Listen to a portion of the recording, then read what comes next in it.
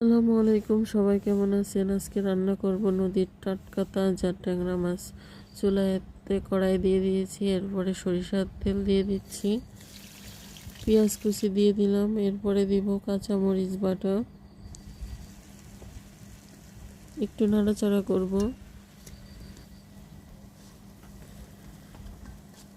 এরপরে দিয়ে দিচ্ছি পরিমাণ মতো রসুন বাটা এবং জিরা বাটা, কিছুক্ষণ নাড়াচাড়া করে নিব। এরপরে তরকারিটা স্বাদ করার জন্য টমেটো বাটা দিয়ে দিচ্ছি। টমেটো বাটা দিলে তরকারিটা একটু ভালো লাগে। এবার দিয়ে দিচ্ছি পরিমাণ মতো লবণ,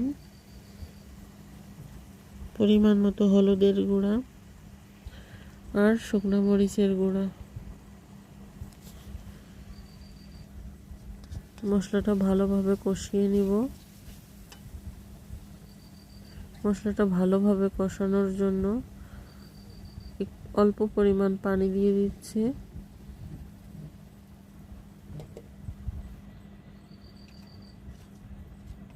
খুব ভালোভাবে মশলাটা কষানো হয়ে গেছে, এবার মাছগুলো দিয়ে দিলাম।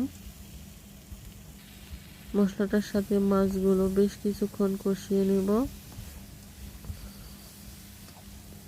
আজ আমি কাঁচা মাছটাই রান্না করছি, সেজন্য একটু সময় নিয়ে মাছটা কষিয়ে নিচ্ছি।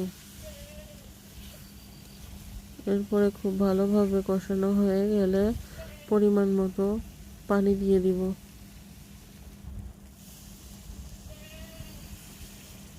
পরিমাণ মতো পানি দিয়ে দিয়েছি, এই পানিতেই হয়ে যাবে।